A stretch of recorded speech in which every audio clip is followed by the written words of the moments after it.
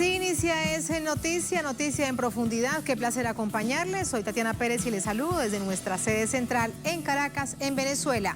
A partir de este momento, en la próxima hora, tenemos dos temas que son noticia, dos países, dos asuntos que se entrelazan. Ya vamos a ver de qué manera. Primero lo presentamos en titulares en Noticia Venezuela.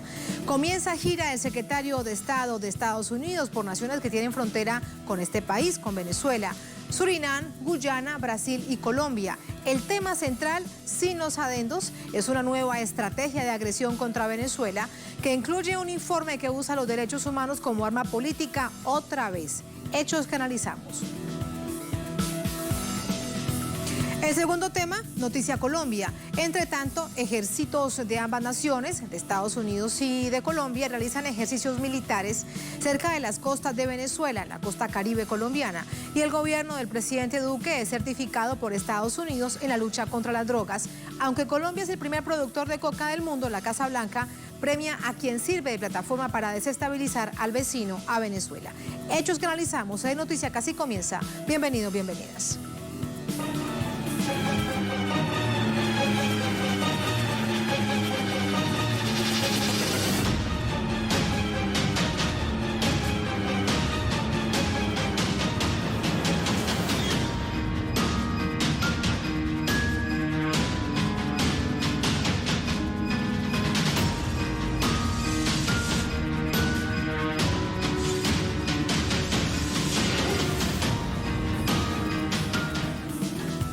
En Noticia Venezuela, comienza la gira del secretario de Estado de Estados Unidos, Mike Pompeo, por territorios limítrofes del país. Una presencia que evidencia la anunciada escalada de ataques multifacéticos con fines desestabilizadores. El máximo representante de la diplomacia estadounidense, Mike Pompeo, inició una serie de visitas a territorios fronterizos de Venezuela, que tuvo como primer destino Surinam, seguido de la República Cooperativa de Guyana. Se tiene previsto que Pompeo sostenga reuniones bilaterales en Brasil y Colombia, con el tema Venezuela como eje central de las discusiones. El asedio mediático y diplomático se ha recrudecido en los últimos días, partiendo de un informe de un grupo de investigadores independientes que denunció hipotéticas violaciones a los derechos humanos cometidas por el Estado venezolano con base en declaraciones de opositores, planteamientos que fueron refutados desde Caracas. El canciller Jorge Arriaza denunció irregularidades en el informe, calificando al grupo de misión fantasma, ya que ninguno de los integrantes de la comisión que lo elaboró ingresó recientemente a territorio venezolano. El jefe de la denominada misión fantasma, identificado como Javier Cox, es un abogado chileno que, de acuerdo a activistas políticos y defensores de derechos humanos de ese país, fue socio del escritorio jurídico Hermosilla y Compañía, que ha servido de consultoría externa al gobierno de Sebastián Piñera. Asimismo, Cox habría defendido a Jovino Noboa, ex colaborador del dictador Augusto Pinochet, además de haber asistido penalmente a Marcela Cubillos, esposa del canciller chileno Andrés Ayamán. Aunado a la movida diplomática de Washington, el fiscal general Tarek William Saab denunció un nuevo intento de robo de activos que estarían intentando realizar sectores extremistas de la oposición venezolana. Él se presta como marioneta para el robo de los activos venezolanos, como ha ocurrido en Citgo, en Monómero, y ahora se pretendió hacer con Petrocaribe. Por lo tanto, estamos hablando de una nueva trama de corrupción, donde la modalidad fue que los empresarios solicitaron como contraprestación de la asignación ilícita de este presunto contrato del derecho de apropiarse del 18% de todo lo que pudo haber sido despojado a Venezuela por la vía de Petrocaribe. La escalada de agresiones a Venezuela está enmarcada en el contexto electoral vigente en ambos países, mientras que Donald Trump disputará su reelección el próximo 3 de noviembre. Venezuela realizará elecciones parlamentarias el 6 de diciembre, proceso comicial fundamental para reencauzar la Asamblea Nacional en desacato y resolver las diferencias políticas a través del voto.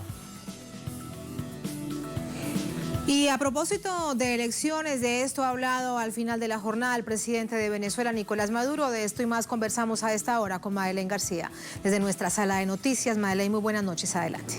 Hola, muy buenas noches, Tatiana. Bueno, te cuento que el día ha sido súper noticioso y es porque hay hechos que se pueden hilar y concatenar. Por ejemplo, en el día de ayer este informe sobre los derechos humanos, la supuesta violación de derechos humanos aquí en Venezuela de una misión independiente de Naciones Unidas, que no es precisamente la misión de Michelle Bachelet. Bueno, frente a esto ha habido muchísimas reacciones.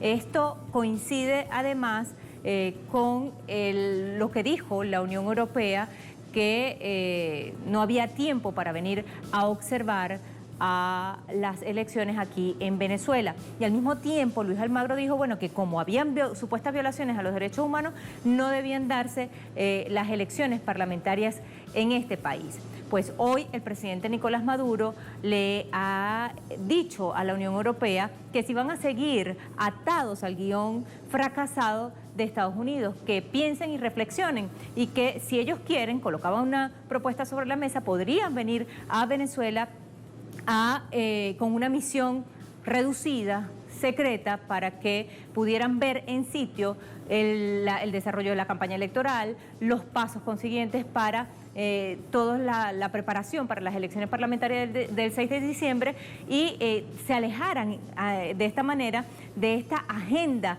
violenta que propone y que sigue proponiendo Estados Unidos, que dejaba eso así sobre la mesa, hacía esa reflexión. Esto también coincide, como te he venido dando esta hilación de hechos, con una investigación que durante esta semana surgió, que muy bien lo pudimos escuchar, sobre otro robo de activos de Venezuela. En este caso era de Petrocaribe, que no se logró concretar porque la empresa que iba a ser contratada pues no sucumbió frente a los sobornos de los supuestos funcionarios del gobierno inexistente de Juan Guaidó.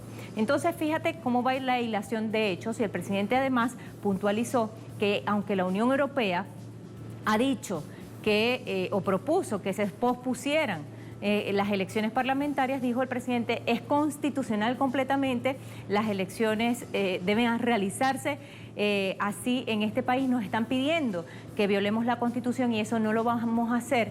Es completamente, no se van a poder suspender las elecciones, no nos los permite la Constitución y no podemos violarla. Así que frente a esto el mandatario nacional le ha dicho a la Unión Europea, piénsenselo, vengan, y si no, bueno, ustedes se perderán una acción democrática, una acción democrática más en este país, como son las elecciones parlamentarias, que serían las número 25 desde que comenzó la revolución. Así las cosas, así las cartas sobre la mesa, y mientras tanto el otro contexto en que se da todo esto, que es un ajedrez que se mueve, es que Pompeo se presenta en las fronteras de Brasil, de Colombia y de Guyana el jueves. Estará de gira en estos países y forma parte de todo este entramado que ya hemos contado aquí contigo, Tatiana. Muchísimas gracias, Madeleine. Todos estos son hechos que se hilan, hechos que se analizan. Gracias, muy buenas noches. Muy buenas noches. Buenas noches. Vamos a hablar para ello con Ángel Rafael Tortolero. Él es profesor, diplomático, es embajador, analista internacional. Con nosotros también desde Caracas, aquí en Venezuela. Doctor Tortolero, ¿cómo está? Muy buenas noches.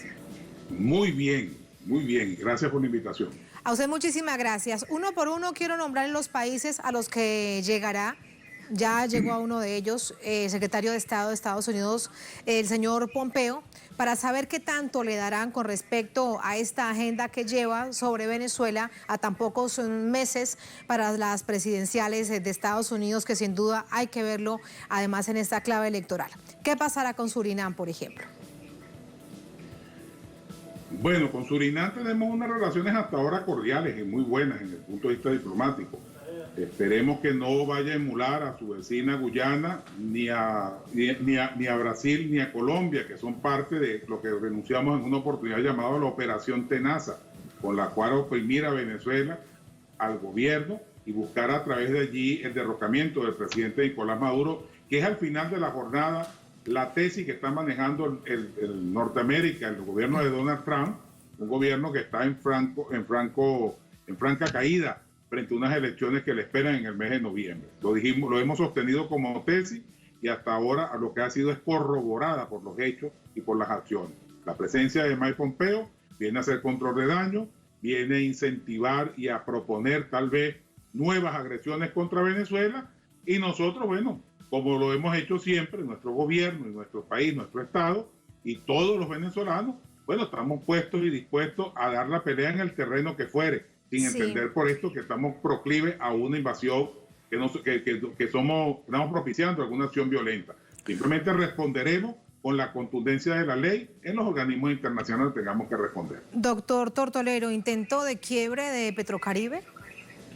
Sí, Petrocaribe es una espina en el zapato para el imperio, porque recordemos que estos países que conforman la cadena de islas de la fachada caribe venezolana, mira, pocos de ellos tenían hasta luz eléctrica cuando llegó el presidente Chávez. Y gracias a Petrocaribe logramos elevar los niveles de consumo energético en esos países.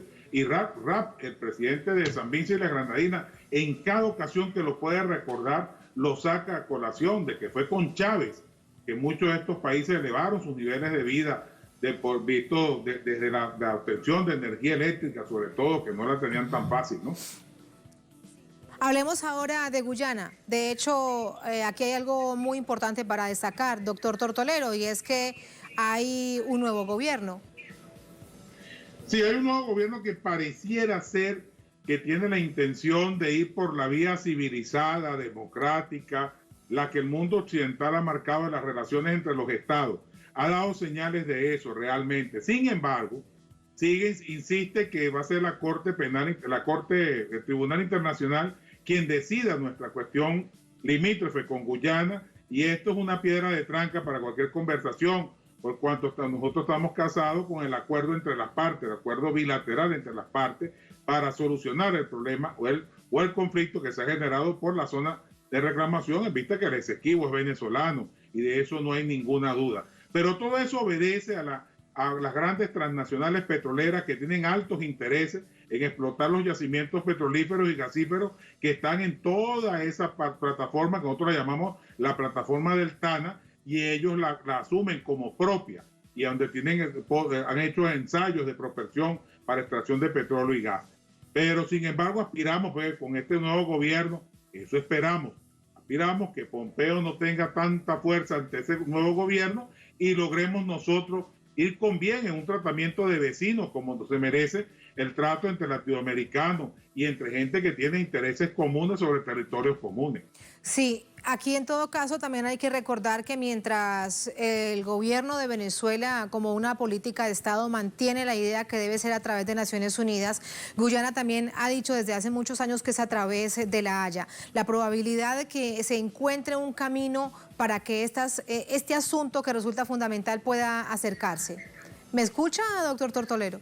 Sí, ahora sí le escucho perfectamente. Bueno. ¿Escuchó? Sí, las posibilidades son muchas, o sea, las posibilidades están sobre la mesa. Nosotros hemos tenido este conflicto ya, un conflicto que se quiere centenario, en el cual fuimos despojados de este territorio.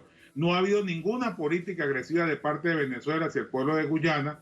Es más, quienes han agredido a Venezuela desde Guyana han sido gobiernos como el anterior presidente de Guyana, quien arrancó su mandato lanzando piedras y diciendo cosas improperios contra Venezuela y contra el proceso que nosotros vivimos legítimamente y libérrimamente, nuestro proceso revolucionario bolivariano, el cual estamos desarrollando de la mejor manera. Ahora, cuando digo aspiramos unas buenas relaciones con Guyana, es porque estamos confiando en la buena fe de este nuevo gobierno que llegó. No porque coincidamos doctrinaria y políticamente, sino simplemente porque entendemos que tiene una oportunidad histórica de ponerle fin a una disputa que no beneficia para nada al pueblo guyanés. Nosotros seguimos manteniendo nuestra soberanía en una zona de reclamación y ejercemos de pleno derecho a mantenerse así hasta que ambas naciones resuelvan el conflicto. Eso, bueno, pasará unos cuantos años, no son temas que se resuelven con facilidad, pero es un tema sensible que siempre lo va a tocar el imperio, lo va a tocar como manera de molestarnos, de causarnos ruido por la vía de Guyana. tanto o más ruido de lo que pudieran causarnos por la vía de Colombia, que ya bastante tenemos con nuestra situación con el presidente Duque. Y con Brasil no ha avanzado la agresión, fíjate tú, Tatiana, yo digo que no ha avanzado la agresión porque, por cierto, la zona norte de Brasil es la más desasistida por los gobiernos de la capital brasileña y sobre todo por el gobierno de Bolsonaro. Entonces, bueno, tenemos 3 vecinos que son inconvenientes a Venezuela y que pudiera Mike Pompeo venir con la intención de aplicar aquello de la operación Tenaza, de presionar por la vía de la frontera para causar un conflicto e impedir las elecciones parlamentarias del 6 de diciembre, de las cuales no hay ninguna duda que va a ser un gran triunfo para el movimiento bolivariano, porque el electorado está claro de quién le ha hecho daño en este quinquenio infeliz que tuvo la Asamblea Nacional. Porque de hecho, con respecto a Brasil, Pompeo va es justo a la frontera entre Brasil y Venezuela, a Boavista, donde hay muy fuertes lazos producto de las experiencias, de la historia, de las relaciones en las zonas fronterizas. Así que eso llama la atención, porque no se va a Brasilia, se va justo a Boavista. Lo que uno se pregunta es, ¿tal nivel de desespero que necesita enviar un mensaje desde este lugar? Sí, él necesita venir como el perro bravo que ladra mucho y venir y ladrar en la frontera de Venezuela y agruparse a lo mejor con unos cientos de venezolanos de la mal llamada migración venezolana, la diáspora venezolana en esta zona, para decir de que vienen huyendo del régimen. Ellos van a revivir el relato de la huida de Venezuela por este infeliz gobierno dictatorial y toda la cantidad de fake news y de posverdades que manejan con frecuencia. Pero no olvidemos que Manaos es una ciudad hecha por Venezuela. En 1967 se formó Puerto Ordaz, se hizo la ciudad de Manaos. Y por allí transita rumbo hacia el oriente de Venezuela para salir por Puerto La Cruz, por Guanta o por las costas Caribe, las mercaderías de Brasil, por cierto, que han sido interrumpidas por las malas relaciones de su gobierno con Venezuela. No obstante, la electricidad que tiene Boavista, Manaos y la zona sur, ese estado de Roraima que hace frontera con nosotros, es de Venezuela, que por cierto deben una factura bastante grande a nuestra electricidad, pues no han pagado la factura eléctrica por el pase de energía hacia allá. Eso te dice el nivel de hermanamiento que hay entre ambas naciones. Además que es una zona esencialmente indígena, donde hay unas relaciones consanguíneas, fraternales y filiales entre tanto los hermanos indígenas que están en Brasil como los que están en Venezuela, que para los cuales no hay ninguna frontera que valga. Ellos odian a los pueblos, pero los pueblos nunca se equivocan y son muy sabios. Así que la presencia de Pompeo ahí va allá de escandalizar y propiciar que algunos aventureros se lancen por la aventura de querernos invadir ahora por el sur de Venezuela. Bueno, más allá de eso, de declaraciones no va a pasar. Pero no deja de ser peligroso de todas maneras. Precisamente, no deja de ser peligroso. Siempre la Casa Blanca, el gobierno del presidente Trump, ha dicho esta posibilidad de una intervención militar está sobre la mesa, está sobre el juego del ajedrez, y también lo recuerdan de manera frecuente los asesores de turno del presidente Donald Trump. En este momento, cuando falta tan poco tiempo para las elecciones presidenciales, ¿cuál es la probabilidad que ve usted de que una situación de estas, producto, por ejemplo, de una provocación, llegue a darse? Yo quiero pensar, en resumen de todo lo leído y todo lo interpretado por los norteamericanos ahí adentro, las informaciones que nos llegan, yo quiero pensar que el presidente Donald Trump va a terminar su gobierno tal cual como lo comenzó, con la boca muy grande y con las acciones muy pocas. Hasta ahora Donald Trump en los 5 años que tiene en la Casa Blanca, los 4 años que tiene, no le ha llevado a las inversiones norteamericanas un solo beneficio. Todo lo contrario. Peleó contra China, causó conflicto, las mercaderías chinas no entran a los Estados Unidos ahora cargadas de impuestos y de trabas. Ha peleado con el mundo entero y con Venezuela ha mantenido una línea férrea, todo por los votos de la Florida, ¿no? Según él confiesa él mismo. Man, esto dijo una barbaridad. A lo mejor no quieren repetir el evento de Bashar al-Assad. Dijo que él no había mandado asesinar él había pensado asesinar al presidente de Siria y no lo hizo porque se lo pusieron. Así que no nos extraño todos estos atentados, todas estas acciones contra el presidente Maduro sean propiciadas por el mismo que dice públicamente que asesina un presidente de un país o que quiere asesinar al presidente de un país. Estamos frente a un enemigo muy peligroso, desesperado y que tiene seguramente perdidas las elecciones, aunque esas elecciones extrañas, muy democráticas, pero siempre generalmente eligen al que menos votos saca, ¿no? Son unas elecciones, como bien lo recuerdo, doctor Tortolero, muy extrañas, como algunos dicen, elecciones de segundo piso, que eso los hace aún más extraño. Pero en estas fórmulas ya tan conocidas, se repite también otro asunto en este contexto de lo que quiero preguntarle. El uso político, el instrumento político de los derechos humanos contra Venezuela, en este caso. No le hablo necesariamente del informe de la alta comisionada de Naciones Unidas para los Derechos Humanos del pasado lunes de Michelle Bachelet, sino de otro que no sale de Naciones Unidas a pesar de que así se titule. El gobierno ha dicho que se trata de un informe fantasma, de unos investigadores fantasma, se trataría de un grupo de investigadores independientes que habrían tributado a Naciones Unidas para decir que aquí en Venezuela hay violaciones de derechos humanos. Justo en este momento, ¿por qué se aplican las mismas fórmulas con informes que no tienen nada de rigurosidad si se conoce al final de cuentas la verdad? Bueno, también hay una denuncia de que esas mismas personas que hicieron el bendito informe, todos ya lo dijeron en el noticiero de Telesur, pero aparte de eso hay una sospecha de haber cobrado $2.700.000 por redactar el informe. Lo que sí es extraño, y por eso se llama fantasma, es que no haya venido a la zona a verificar de hecho las lesiones a los derechos humanos o los delitos contra los derechos humanos que presuntamente ha cometido el gobierno del presidente Maduro. Es penoso, de verdad, es muy... se adjudiquen el derecho de intervenir en los asuntos internos de otras o de pasarle por encima la legalidad internacional y el reconocimiento internacional. O sea, están pisoteando la majestad de la ONU y el papel de seriedad que debe cumplir la ONU como un mediador de conflicto, no como un provocador de conflicto. Es un informe cargado de muchas mentiras, de medias verdades, y con él quieren avanzar para seguir exacerbando los ánimos o manteniendo más o menos la admiración de un grupúsculo de gobiernos, no de países, de gobiernos, que por intereses particulares de sus dirigentes con los Estados Unidos se mantienen votando a favor de agresiones contra algunos países del mundo, entre ellos Venezuela. Y nos está usted diciendo, doctor Tortolero, permítame aquí le interrumpo para preguntarle más.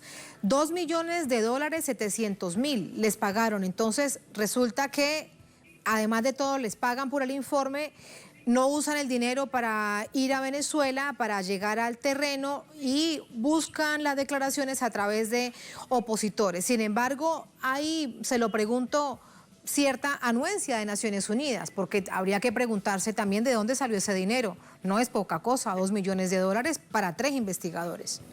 Recuérdate que es un órgano multilateral donde participan todas las naciones del planeta y donde también hay juegos de fuerza y de intereses. Y estos grupos más llamados independientes no son más que grupos afines y conexos a algunas comisiones de la Organización de Naciones Unidas, y bajo el aval de Naciones Unidas van por el mundo redactando haciendo este tipo de patrañas contra algunos países. No olvidemos del siglo pasado, aunque no somos tan viejos, pero suena feo, ¿no? Del siglo pasado no olvidemos lo que hicieron con Saddam Hussein. Se les dijo que habían armas inclusive nucleares en Irak y tomaron Irak en razón de una información también traída, y se dijo que se lesionaban los derechos humanos en Libia, y hoy por día Libia está devastado. Esto lo sabemos de memoria, lo sabemos los países progresistas del mundo, y quienes hemos sido víctimas o somos víctimas de esa y de sanciones ilegales y todo. O sea, Naciones Unidas también sirve para ese tipo de acciones, ese tipo de cosas. Pero creo que se están recomponiendo las situaciones, porque la denuncia hecha por nuestro canciller y las denuncias hechas por nuestros embajadores de Naciones Unidas han sido más que contundentes y probatorias. Venezuela extiende las manos al mundo. Cualquier investigación bienvenida es al país, ha dicho el presidente Maduro. ¿Qué quiere decir esto? Que no tienen por qué hacer un informe sobre recortes de prensa y sobre información de Twitter y de Facebook y con actores parcializados. Pueden venir y ver en el sitio cómo son las relaciones, cómo son los derechos humanos en Venezuela. 100 delincuentes presos acaban de ser absueltos. ¿Qué más quieren? 100 delincuentes políticos que cometieron actos criminales en contra del país, que no son actos de conciencia, que no fue ningún discurso político por lo cual estuvieron presos. Sin embargo, en aras de la paz, el presidente Maduro dijo, vamos a hacer la paz, y la paz como un hecho, y vamos a tener elecciones en nombre de la paz y la restitución del Estado. De eso no habla ese informe. De eso y de muchas otras cosas no habla el informe, por ejemplo, de las razones, de las causas y del dolor que causa el bloqueo al pueblo venezolano. Doctor Tortolero, muchísimas gracias, muy buenas noches. Muy buenas noches, gracias Tatiana. Gracias a usted. Así nos vamos a la primera, única pausa en esta emisión de Es Noticia. Al volver Es Noticia a Colombia, entre tanto, en medio de este panorama, ejércitos de ambas naciones, de Colombia y de Estados Unidos, realizan ejercicios militares cerca de las costas de Venezuela. El gobierno de Iván Duque es certificado además por Estados Unidos en la lucha contra las drogas. Aunque Colombia es el primer productor de coca del mundo, la Casa Blanca premia a quien sirve de plataforma para desestabilizar al vecino. ¿A quién? Bueno, a Venezuela. Hechos que analizamos al volver en Es Noticia.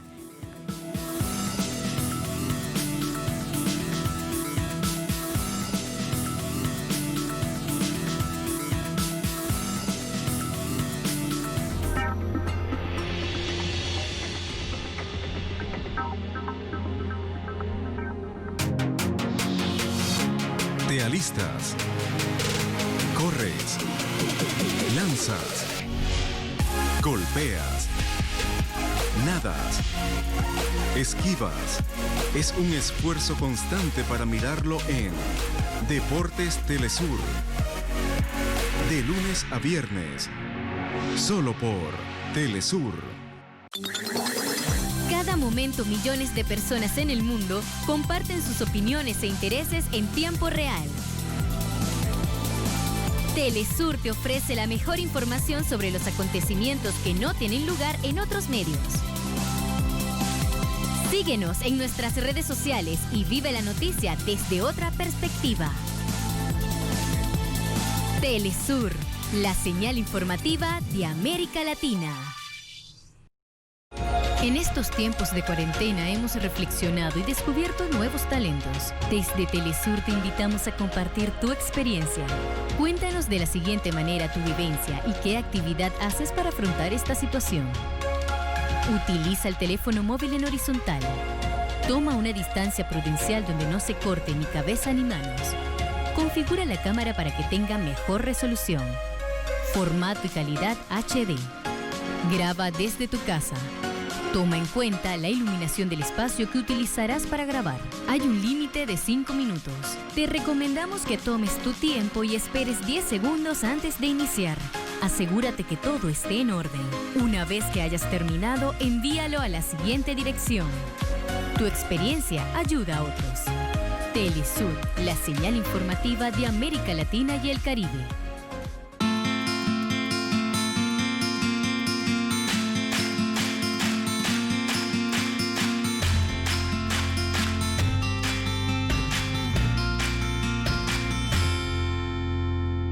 Rendimos tributo a las culturas, a los creadores y los cultores. Arte, diversidad, tradiciones, costumbres. Eso somos. De lunes a viernes, solo por Telesur.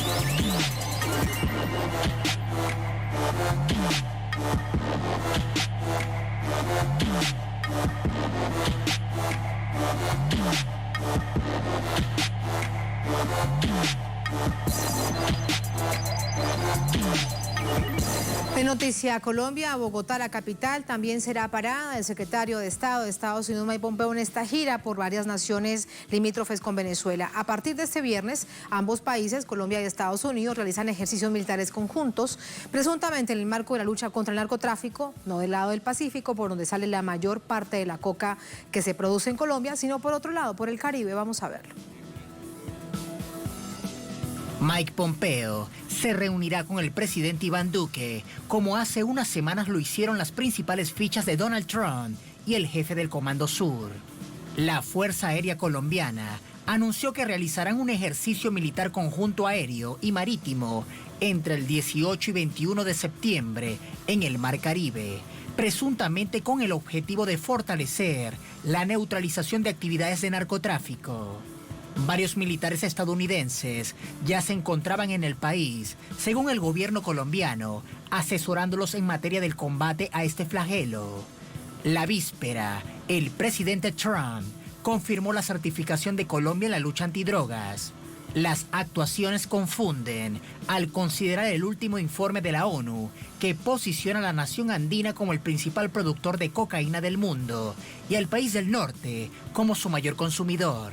Además, las acciones militares se concentran en el Caribe y departamentos limítrofes con Venezuela, cuando según informes del Departamento Antidrogas de Estados Unidos, DEA, el 84% de la droga que sale de Colombia lo hace por el Océano Pacífico.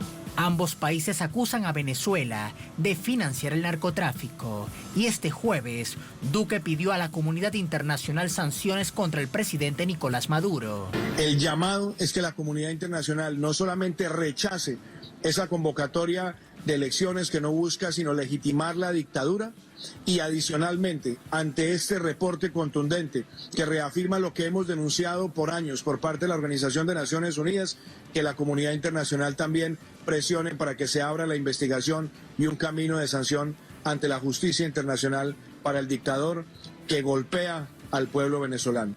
Paradójicamente hacia adentro, el presidente Duque no responde por la violencia de agentes del Estado, con pruebas claras, producto de videos y no de informes sesgados.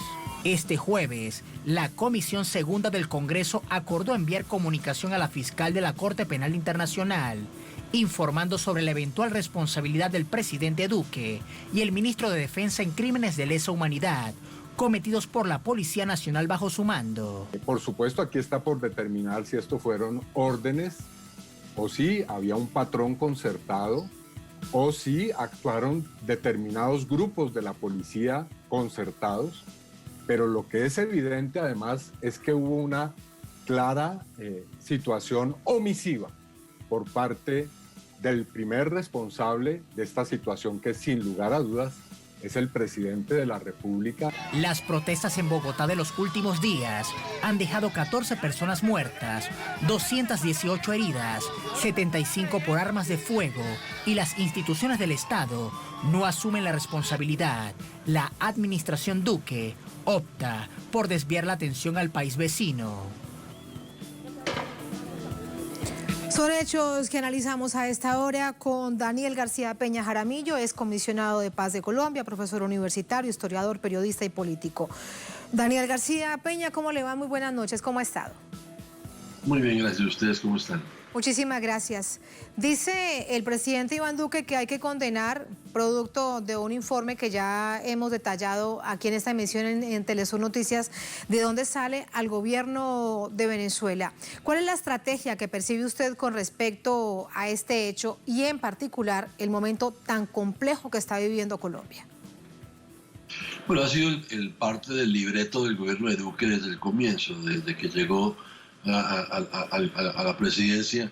Se ha alineado claramente con el sector más de derecha de los Estados Unidos, del gobierno de Trump, y vemos que efectivamente en este momento lo que se pone en juicio es que la estrategia que se dio desde el comienzo de apoyar al señor Guaidó y todo lo demás, de que se anunció como que iba a ser la rápida transición y la caída de Maduro, pues no se han dado, y por lo tanto estamos viendo intentos de revivir esa esa posición, y ahora con las elecciones de los Estados Unidos de por medio, pues Colombia está aumentando este rol de liderazgo en la región, pero al mismo tiempo también mostrando la importancia que los Estados Unidos tiene Colombia. Hace pocos días el vicepresidente Michael Pence por Twitter respaldó a Álvaro Uribe y presionó a la justicia colombiana para que lo dejaran en libertad. Como se sabe, está en arresto domiciliario. De tal manera que hay una alianza estratégica de la derecha colombiana con las derechas de América Latina y, por supuesto, con los Estados Unidos. Y el tema de Venezuela ha sido y sigue siendo el tema central de esa alianza. Profesor García Peña, y no importa a qué costo, por ejemplo, el ceder soberanía. Recordemos que hay presencia norteamericana de hace muchísimas décadas y ahora aún más. De hecho, de manera ilegal, porque el Tribunal de Cundinamarca lo prohibía, a la espera además de un ejercicio legislativo que fuese enviado además una consulta al Consejo de Estado. Bueno, nada de eso se hizo. Así es, totalmente de acuerdo. Efectivamente, este gobierno está, y no es el único caso, ahí estamos en un momento muy crítico de una profunda crisis de la democracia en Colombia. Siempre ha sido una democracia muy frágil, muy precaria, pero en estos últimos tiempos vemos un gobierno que, por un lado, desconoce fallos de la justicia, como el que usted señala, en relación con la clara exigencia que tiene la Constitución de que el tránsito de tropas en territorio colombiano necesariamente tiene que tener la autorización del Congreso, pero también en las declaraciones contra la Corte Suprema en relación con el caso de Uribe, en la cooptación de los órganos de control de la Fiscalía, de la Procuraduría, cada vez más alineados con el gobierno. Es decir, estamos viendo un atropello, un desconocimiento de la legalidad, pero que al mismo tiempo tiene que ver con una vieja alianza con los Estados Unidos, con la presencia de tropas norteamericanas. Hoy hace parte de una larga tradición que viene desde décadas atrás, desde cuando Colombia, por allá en la guerra de Corea, fue la única nación de América Latina que mandó tropas a luchar al lado de los americanos en esa guerra, de tal manera que estamos obviamente en una etapa distinta. El tema de Venezuela es un ingrediente nuevo, si se quiere, pero tristemente, lo digo como colombiano, este país tiene una larga tradición de cercanía, de proximidad con los Estados Unidos. Y finalmente el tema que ustedes lo plantearon muy bien, el tema del narcotráfico, que siempre, o por lo menos recientemente, se ha utilizado como disculpa para de alguna manera esconder o justificar otras motivaciones de tipo intervencionista. Recordemos el Plan Colombia, que hace 20 años fue aprobado supuestamente para luchar contra el narcotráfico, pero que a la hora de la verdad se utilizó en la guerra interna contra la insurgencia colombiana. De tal manera que sí estamos ante situaciones nuevas, pero de una tradición política entre Colombia y los Estados Unidos. Con respecto, profesor García Peña, a esta situación del narcotráfico, resulta bastante paradójico. Bien recordaba usted el Plan Colombia. No solamente es Colombia, es el mundo que está en sí misma enredada en el fracaso, en la lucha contra las drogas y contra el narcotráfico. Pero en lo particular, Colombia ha aumentado exponencialmente los cultivos de hoja de coca para la producción de la cocaína. Es el principal productor del mundo, Estados Unidos el principal consumidor, pero Estados Unidos en las últimas horas certifica de nuevo a Colombia. Valga decir que Estados Unidos tendría que certificar o no, porque además eso es un asunto también de carácter unilateral. Pero bueno, digamos que certifica a Colombia y pareciese entonces que le está dando como un premio por ser plataforma de un intento de desestabilización a otro país. Esto en Colombia también, ¿cómo se ve? En primer lugar, la certificación, como usted lo hizo, es un absurdo que Estados Unidos, el principal consumidor de cocaína en el mundo, esté decidiéndole quién cumple y quién no cumple, que sea el juez de alguna manera el que determina quién se porta bien y quién se porta mal, eso ya es un absurdo. Pero en segundo lugar, es efectivamente, históricamente se ha utilizado como una arma más de tipo político que cualquier otra cosa, porque si miramos ahora la verdad, lo que ha pasado en Colombia y el hecho de que han aumentado los cultivos de coca, tiene que ver precisamente con que el gobierno de Duque desconoció los acuerdos de paz que estableció un derrotero, una ruta, una hoja de ruta frente a los cultivos que es la única que ha demostrado algo de efectividad en la historia colombiana, que es la sustitución, el desarrollo alternativo, el trabajo con los campesinos para darles alternativas sustentables que permitan efectivamente reducir la hoja de coca. Esa era la ruta que se trazó en La Habana hace ya casi 4 años, y esa es la ruta que abandonó este gobierno y volvió a las viejas prácticas fracasadas, que han sido demostradas claramente fracasadas, como es la erradicación forzada. Entonces, efectivamente, como usted bien lo señala, hay una gran contradicción, porque en el sentido estricto, en la lucha contra las drogas, en la lucha contra esos cultivos ilícitos, este gobierno ha fracasado, pero ha fracasado precisamente por no implementar las políticas, las únicas políticas que pueden eventualmente ayudar a reducir ese fenómeno. Y que estaban muy bien descritas en el acuerdo de paz, en ese plan de compromisos entre Estado y la exguerrilla de las FARC. Profesor García Peña, muchísimas gracias. Un muy interesante análisis, un placer como siempre. Gracias. Con el mayor gusto. Buenas noches. Buenas noches y gracias. Vamos a continuar con el análisis con respecto a esta perspectiva colombiana. Nos vamos a centrar en otro asunto que ha sido nodal durante los últimos días, que se ha evidenciado y tiene que ver con el crimen, los crímenes cometidos por la policía como crimen de Estado, que serán denunciados ante la Corte Penal Internacional. Para ello nos acompaña Einer Gaitán. Él es concejal de Soacha. Soacha es una localidad muy cercana a Bogotá. ¿Cómo le va, concejal? Buenas noches. Hola, Tatiana, muy buenas noches, un saludo a la audiencia de Telesur. Muchísimas gracias. Mientras lo presento, de hecho ya tenemos en la parte baja de la pantalla videos que dan cuenta de este nivel de agresión, de estas acciones violentas, disparos además de armas de fuego de la policía en Bogotá. Ahí está un video clarísimo, por ejemplo, contra la ciudadanía, algunos de ellos que se movilizaban, otros que no, que simplemente pasaban por lugares cercanos a las movilizaciones. Hoy hay una decisión que han tomado en el Congreso, en la Comisión Segunda del Senado, y es enviar todo este informe, todas estas denuncias de hoy, de ayer, de tiempo atrás, a la Fiscalía de la Corte Penal Internacional. ¿Por qué tomar una acción de estas internacionales sin antes haber agotado todo el proceso nacional? ¿Desesperanza en ese proceso nacional en la justicia colombiana? Bueno, Tatiana, la decisión que algún sector de la vida política nacional ha tomado en relación de llevar el caso de abusos de la policía del 9 y el 10 de septiembre en Bogotá, el municipio de Soacha, otros municipios cercanos a Bogotá, tiene que ver con, primero, la fuerte politización de los hechos.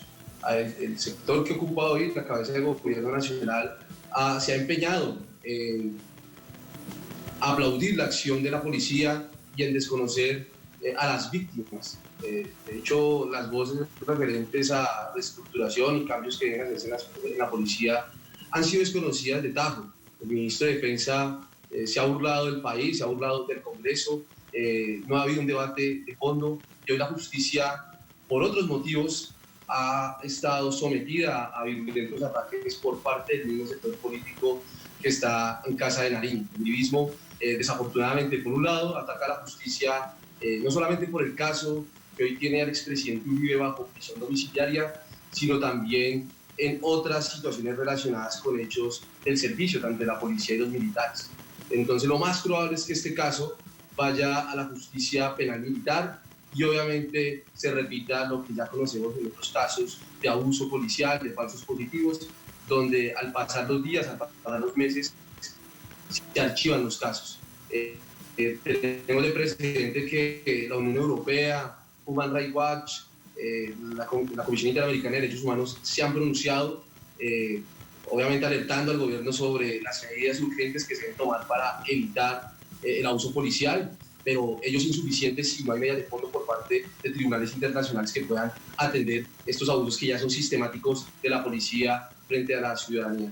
Sí, y la visión que se tiene incluso desde la política local, concejal, cuando vemos que el presidente Iván Duque habla mucho, habla bastante, pero de asuntos que no le conciernen directamente a los colombianos. ¿Aún hay interés, lo percibe usted, si pasan situaciones distintas en otros países, cuando vemos tal nivel de complejidad en Colombia y no hay respuestas por parte del Estado? Para hablar específicamente de este caso de la policía, no hay respuestas por parte de la policía, no hay respuesta por parte del Ministerio de la Defensa, no hay respuesta por parte del presidente del país.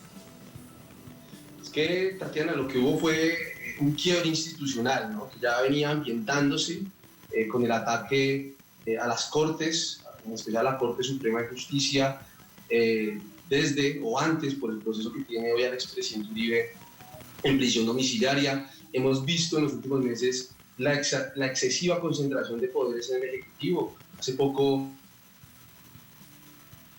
a la procuradora, que hace pocos meses estaba en el Ministerio de Justicia, y entonces ya poco a poco se van cerrando los márgenes para ejercer crítica al régimen político colombiano. Y obviamente, ante la inestabilidad y el descontento por amplias capas de la población, lo que vemos es que Duque incurre nuevamente en la estrategia de desviar la atención, entrometiéndose nuevamente y fallidamente con los asuntos internos de Venezuela.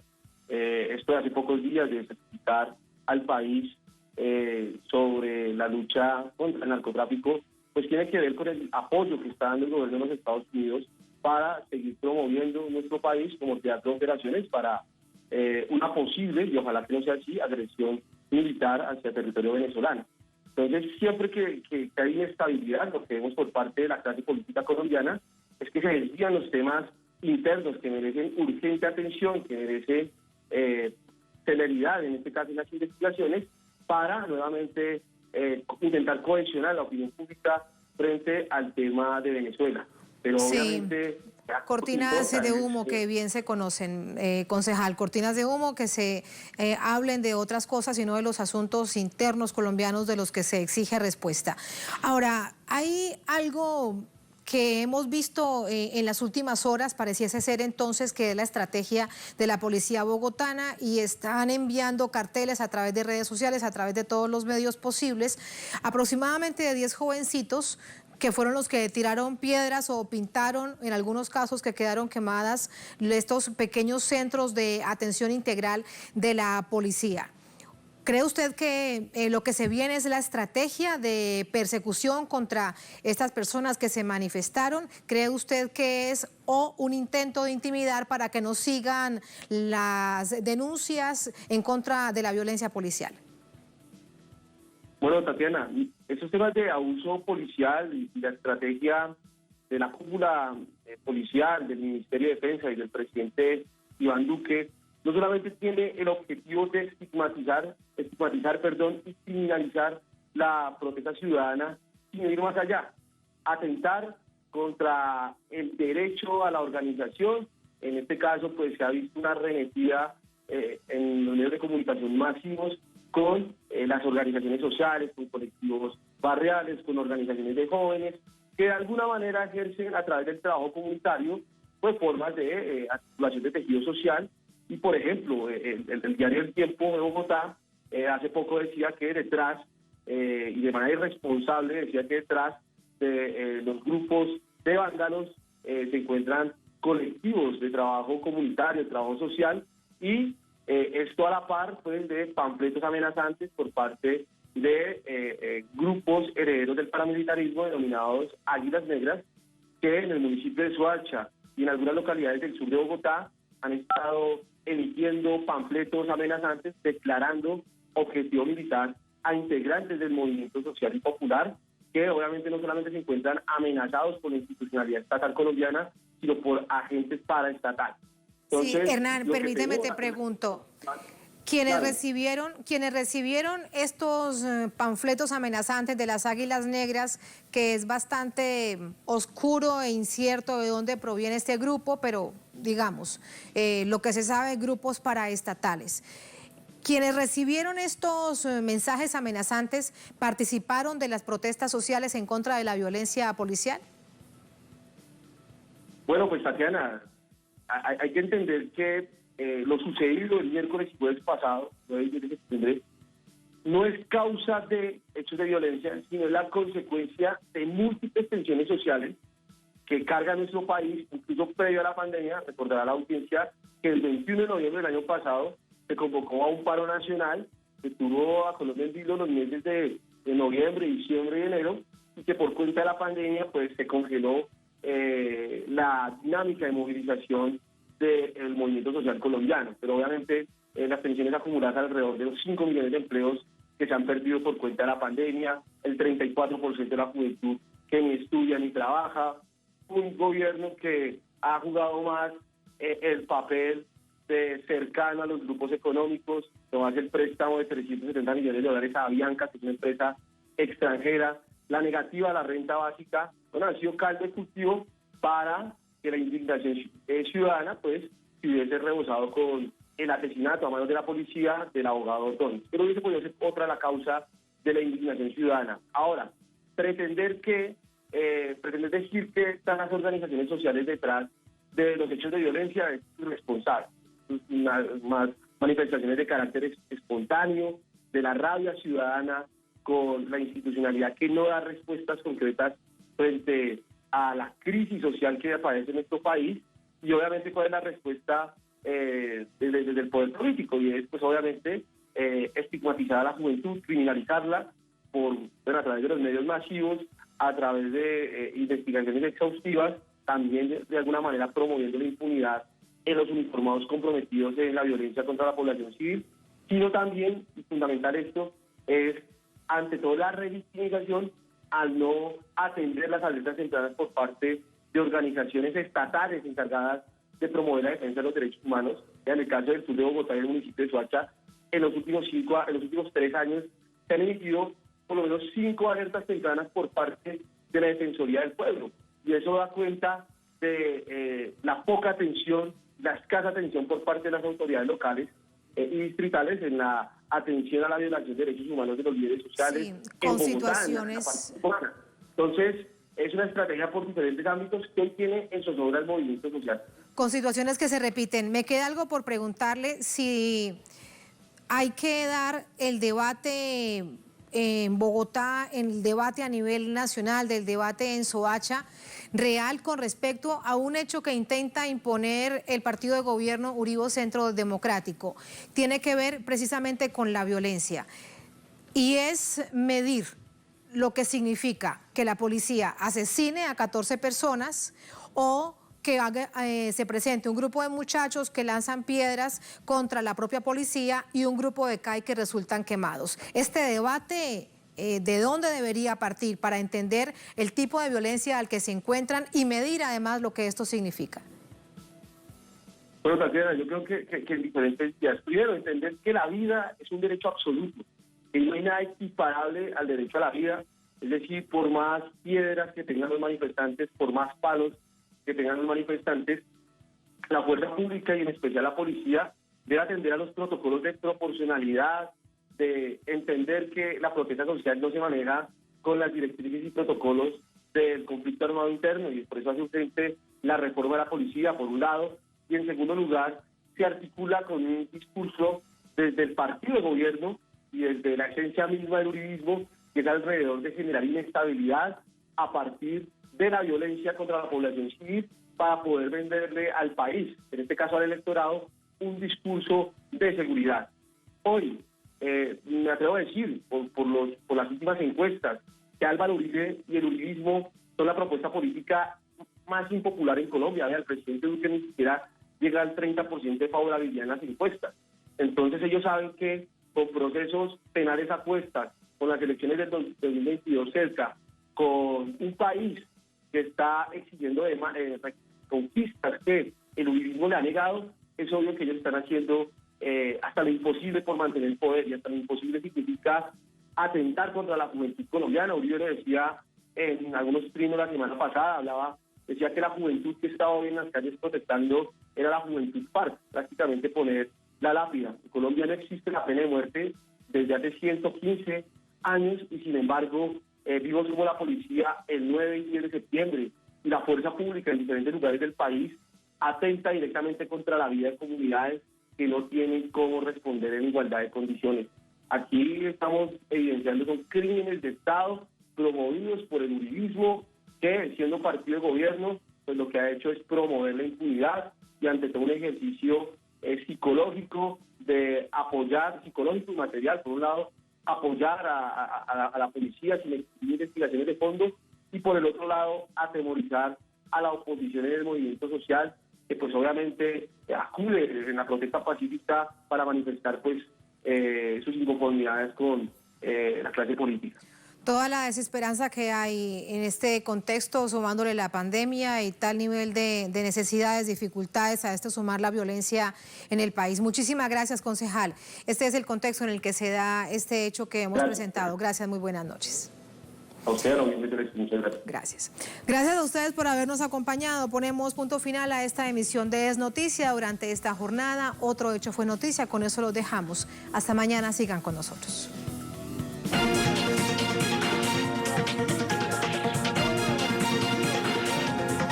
A la audiencia puntos de Cochabamba a nivel nacional porque estamos pidiendo la unidad de la oposición. Denunciamos como primer punto.